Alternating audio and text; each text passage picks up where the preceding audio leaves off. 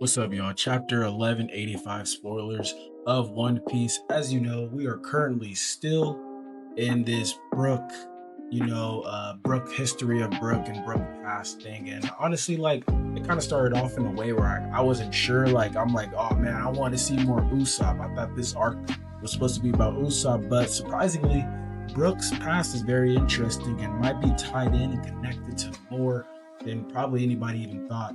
And so today we're going to be reacting to the chapter 1185 One Piece spoilers from our good friend, our boy, that man zoning. You know what I'm saying? So without further ado, let's get into it. When he was still Candle's apprentice, we see her training him in both swordsmanship and proper etiquette. Right after that, another montage highlights Brook's close relationship and deep friendship with Shuri.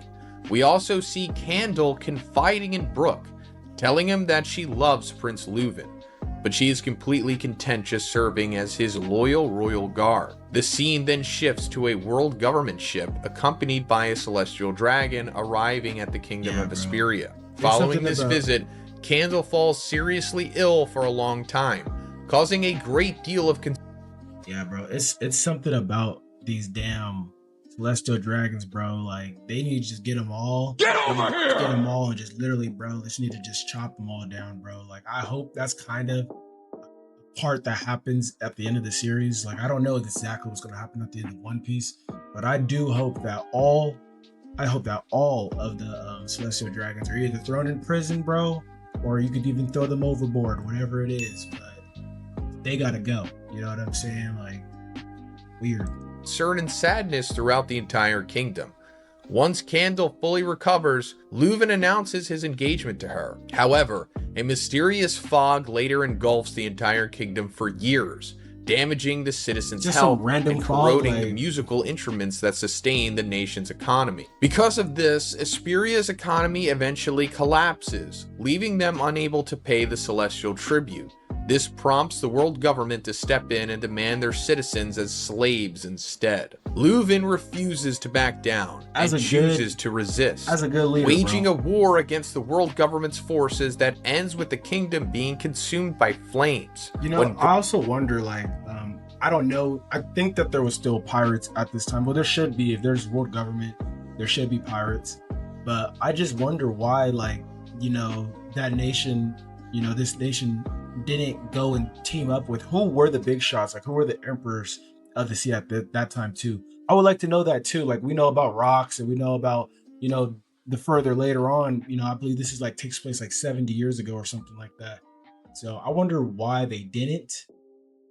And I wonder if there even was any big shots, at that time, which I'm sure there was, but I just wish they'd go into that too.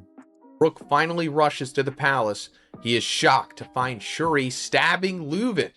The last double page reveals that both Leuven and Shuri possess devil wings and horns, implying that they are under the effects of Dami Reversi.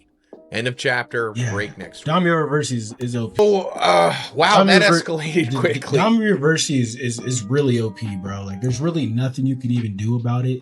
Like, it's just one of those things where it's just like, obviously, the leader, I guess the leader of the world, the king of the world, whatever, Emu really actually is, would have some type of ability like that. But yeah, just broken, man. Like, we pretty much have the full chapter. There is one more spoiler we're going to go over, which is very integral to what else happens in this chapter, but holy crap. So actually, before I even start trying to analyze anything else, let's just go over the last spoiler. Candle dies in this chapter. Of course, bro. Okay, so let's talk about that first. This debunks all of the interesting theories about Candle. First one, of course, her being a holy knight, and then the second, her being related to Mihawk in some way. And I guess, no. How naive of me to forget that Candle is a mother in One Piece, especially a mother in a flashback, because 9 out of 10 times they are going to die. And that's... I never made that correlation, but to this day, that is actually kind of true. Every mother in One Piece dies. Because I guess I was just so interested in whatever kind of crazy speculation was going on with her. But yeah, Oda pretty consistent with his matricide. I mean, maybe that's not the best best word to use, but you know what I'm getting at. But first, guys, do you know what usually breaks with AI image to video? Well, anime character. Image to video of energy surge that you can like a fragment. End of it, like Candle was just this cool person that taught Brooke how to fight, and also Shuri's mother, and then she just dies. I think there probably is more to it, because there are some interesting things that are happening. I don't think that we'll get to the more of it. Point to there being foul play. She kind of had a sad life too. With Yeah, the Dami Reversi stuff, there's foul bro, play. they were even out there before just that, doing we whatever see they a wanted celestial to do. dragon visiting Asperia, and then suddenly after that, Candle becomes ill. Then after she recovers, she announces her engagement to Leuven, and then a quote-unquote mysterious fog engulfs the entire kingdom and leads to the downfall of its economy. It seems like this celestial dragon has something to do with Candle. Maybe he wanted her to be his wife or something, because, you know, that's what they do. They kind of just no, in One you to do Piece, whatever that's they 100% want, what happened. you are. That is Maybe 100% she what happened. refused, and then he like poisoned Oh yeah, her she or refused. something, and then, you know, staged a way to have this poison fog or whatever come into the town to My thing is that who was it and whose ability is that fog? And this fog sounds overpowered. This fog somewhat sounds like one of the like legendary weapons. Like if it's able to really destroy a whole country, nation like that, like it's pretty much up there with all the rest of the legendary weapons too. If it's not a devil fruit. If it's a devil fruit that can actually envelop a whole country or a whole whatever they are, island, then that's even more insane or nuts, which I'd rather it be a weapon. And I wonder whose is it and who created it.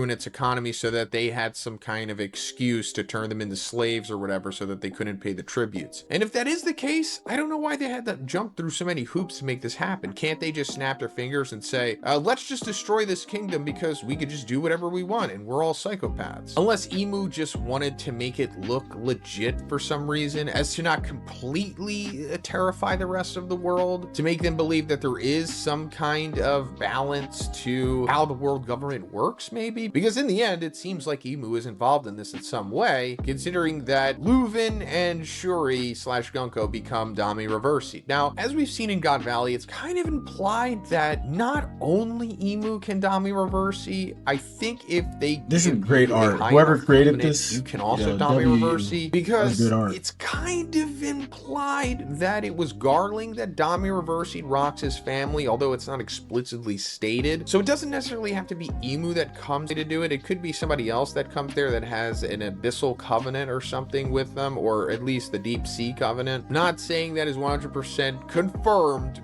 I just want to put it out there, but considering that Emu had full power to where like he didn't have to stay at the palace or like obviously give other people his power, man. I wonder. Like the personal servant. Joy Boy had a cold fade on his hands. Some kind of layers here as to what Candle did, and it directly led to the downfall of Asperia, as well as the death of Reuven and the subjugation of Shuri. Now, another little interesting thing here is that we're seeing yet again people being Dami Reversi'd in their homeland, and that was like one of the theories of how it worked, right? You can only Dami Reversi somebody in their homeland. And after we saw what Emu did to Luffy and Loki back on Elbaf when they were still in Gunko's body, that kind of debunked it in a way, because Emu tried to Dami Reversi, first of all, Luffy, which, you know, Elbaf is not Luffy's homeland, and I assume that Emu would know this, know how their powers work. And then Loki, also coming from Elbaf, wasn't able to be Dami Reversi, and we assumed it had something to do with their god devil fruits or something, but still Luffy was a target for it. But outside of that, statistically, everyone who has been Dami Reversi'd has been in their homeland, which is really interesting. Verdict's still out, but,